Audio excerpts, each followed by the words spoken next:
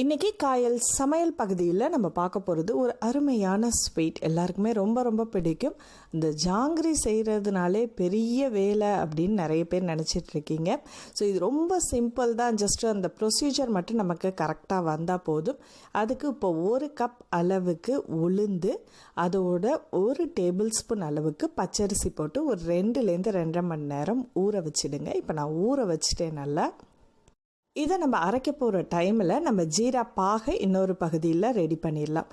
இப்போ 1 கப் அளவுக்கு சீனி எடுத்திருக்கேன். அதுக்கு 1/2 கப் அளவுக்கு தண்ணி விட்டுருக்கேன். ஸோ சீனி கரையிற வரைக்கும் நல்லா அடுப்பில் வச்சு காய்ச்சிக்கிட்டே இருங்க. அடுப்பை லோ ஃப்ளேமில் வச்சுங்க.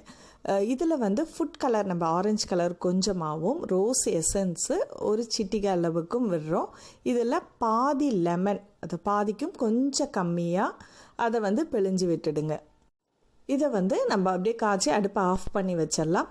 அரைக்கக்கூடிய பதம் அப்படின்னு பார்த்திங்கன்னா, மாவு கூட நம்ம தண்ணி சேர்க்கக்கூடாது. லைட்டாக 1/4 டீஸ்பூன் அளவுக்கு அந்த மாதிரி தான் சேர்க்கணும். ஸோ நல்லா பட்டு போல் அரைச்சி எடுத்துகிட்டு பதம் எப்படி இருக்குன்னா, நீங்கள் தண்ணியில் ஒரு ட்ராப்ஸ் விட்டிங்கன்னா அது மேலே மிதந்து வரும். கீழே இறங்குனா அரைச்ச பதம் சரியில்லைன்னு அர்த்தம். ஸோ இதோட உப்பு, ஒரு சிட்டிகை அளவுக்கு கேசரி கலர் பவுடர், இது எல்லாத்தையுமே சேர்த்து நல்லா மிக்ஸ் பண்ணிவிடுங்க. கலர் உங்களுக்கு தேவைன்னா கொஞ்சம் எக்ஸ்ட்ராவாக சேர்த்துக்கலாம். தண்ணி கூடிடுச்சுன்னா பதம் உங்களுக்கு மாறிடும். அதனால தண்ணியை நம்ம கரெக்டாக ரொம்ப ஒரு 1/4 டீஸ்பூன் அளவுக்கு போட்டுங்க. இது துணியில் வச்சு தான் ஹோல் போட்டு பிழிவாங்க. நீங்கள் அது இல்லாத பட்சத்தில் இது மாதிரி ஜிப்லாக் கவரில் நீங்கள் எடுத்து வைக்கலாம்.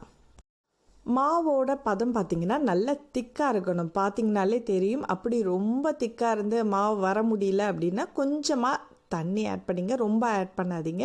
ஜஸ்ட்டு அதை மிக்ஸ் பண்ணுற அளவுக்கு இந்த மாதிரி ஒரு கரண்டிலையோ அல்லது ஐஸ்கிரீம் ஸ்கூப்பில் எடுத்து நம்ம போட்டோம்னா ஈஸியாக இருக்கும். ஸோ இந்த சின்ன ஒரு ஹோல் போட்டு நம்ம ரெடி பண்ணி வச்சுக்கலாம்.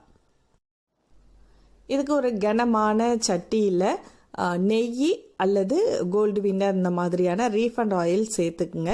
ஸோ இது கொஞ்சம் வெதுப்பான ரொம்ப ஹீட் ஆகி ரொம்ப ஆவி பறக்கக்கூடாது. அதில் இந்த மாதிரி ஒரு சின்ன ரவுண்ட் போட்டு உள்ளுக்குள்ளேருந்து சுற்றி விட்டிங்கன்னா கரெக்டான பதத்தில் வந்துடும். டைரெக்டாக நீங்கள் அதில் ஃபஸ்ட் டைம் பண்ணும்போது உங்களுக்கு கரெக்டாக வராத மாதிரி இருக்கும். அப்படி இருக்கிறவங்க ஒரு சில்வர் பிளேட்டில் நீங்கள் ட்ரை பண்ணி பார்க்கலாம். பண்ணி பார்த்தீங்கன்னா ஈஸியாக இருக்கும். ஸோ இது கொஞ்சம் அடுப்பு ரொம்ப ஹீட்டாக இருக்கக்கூடாது, மிதமான சூடாக இருக்கணும். அதுமாரி ரொம்பவும் பொரிய விட்டுறக்கூடாது. ஸோ இது நிறைய உங்களுக்கு எண்ணெய் சட்டிக்கு தகுந்த மாதிரி நீங்கள் 1 2 அந்த மாதிரி போட்டுக்கலாம். சைஸும் உங்களுக்கு பெருசாக வேணும்னா 1 கூட ஒரே இதில் போட்டு எடுக்கலாம். ஸோ இது அப்படியே நம்ம பொரிச்சதை உடனே ஜீராவில் டிப் பண்ணி எடுத்துடணும். ஜீராவில் இருக்கும்போது ஒரு 2 நிமிஷம் அந்த அளவுக்கு போடலாம். அதுக்கப்புறம் அதை வடிய விட்டு தனியாக வச்சுருங்க. ஜீரா பாகு ரொம்ப ஆறிடுச்சுன்னா அது ஒரு மாதிரி திக்காயிடும். அப்போ அடுப்பை கொஞ்சம் ஆன் பண்ணி ஸ்லோ ஃப்ளேமில் வச்சுங்க. இப்போ நம்ம பொரிச்சு எடுத்ததுக்கப்புறம் கண்டினியூஸாக பொரிக்கும் போது எண்ணெய் நல்லா ஹீட் ஆகிடும். அப்படி இருக்கும்போது அடுப்பை ஆஃப் பண்ணிவிட்டு அது கொஞ்சம் கூல் ஆனதுக்கப்புறம் திரும்பவும் அதுக்கு மேலே நம்ம பொரிக்கலாம். ரொம்ப ஹீட்டோடு போட்டிங்கன்னா ரொம்ப சூடு பறக்கும், ஒரு மாதிரி கரிஞ்ச மாதிரி ஆகிடும். இது பொரியக்கூடிய கலர் கொஞ்சம் நல்ல ரொம்ப ப்ரௌன் ஆகக்கூடாது. ப்ரௌன் ஆகிடுச்சுன்னா அது முறியிடுச்சுன்னு அர்த்தம். கொஞ்சம் ஓரளவு கலர் நல்லா சேஞ்ச் ஆனோடனே திருப்பி போட்டு 2 பக்கமும் பொரிய விட்டு எடுத்துருங்க.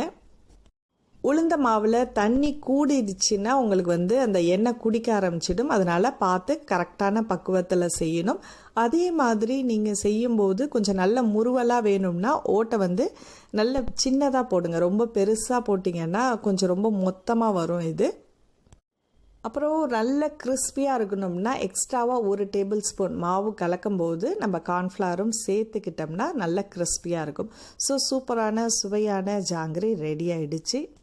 10 நிமிஷம் கழித்து ஜீரா அந்த பாகெல்லாம் வடிஞ்சதுக்கப்புறம் நம்ம இதை ஏர்டைட் பாக்ஸில் போட்டு ஸ்டோர் பண்ணி வைக்கலாம். இப்போ திக்கும் ஜாங்கிரி ரெடி ஆகிடுச்சு. இந்த வீடியோ உங்களுக்கு பிடிச்சிருந்துச்சுன்னா மறக்காமல் லைக் பண்ணிவிட்டு உங்கள் கருத்துக்களை ஷேர் பண்ணுங்கள். அடுத்த ஒரு இன்ட்ரெஸ்டிங்கான வீடியோவில் சந்திப்போம்.